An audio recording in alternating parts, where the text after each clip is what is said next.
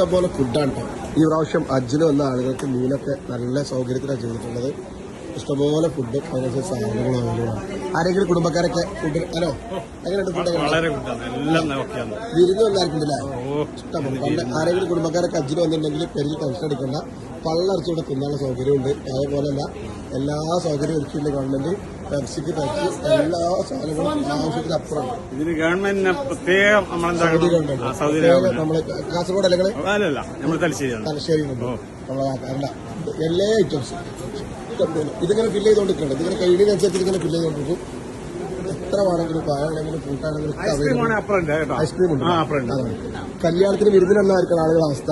Full സാധനങ്ങൾ ഫുഡും നല്ല സൗകര്യങ്ങളും ഒരുക്കിയിട്ടുണ്ട് ഗവൺമെന്റ്. ഹജ്ജ് പണ്ടൊക്കെ പറയാനൊക്കെ മീനേനൊക്കെ പോയി കഴിഞ്ഞാൽ ആകെ ബുദ്ധിമുട്ടാണ്. അതൊക്കെ മാറി അടിപൊളിയായിട്ട് സൗകര്യങ്ങളൊക്കെ ഒരുക്കിയിട്ടുണ്ട്. നിന്ന് തളർന്നിരിക്കുന്ന ആളുകൾ വരെ ഇവിടെ ഒക്കെ ഉണ്ട്. എങ്ങനെയുണ്ട്? ഗവൺമെന്റ് നല്ല ഡെവലപ്മെന്റ് ഓരോ കൊല്ലം ഗവൺമെന്റ് ഡെവലപ്മെന്റ് ചെയ്യാണ്.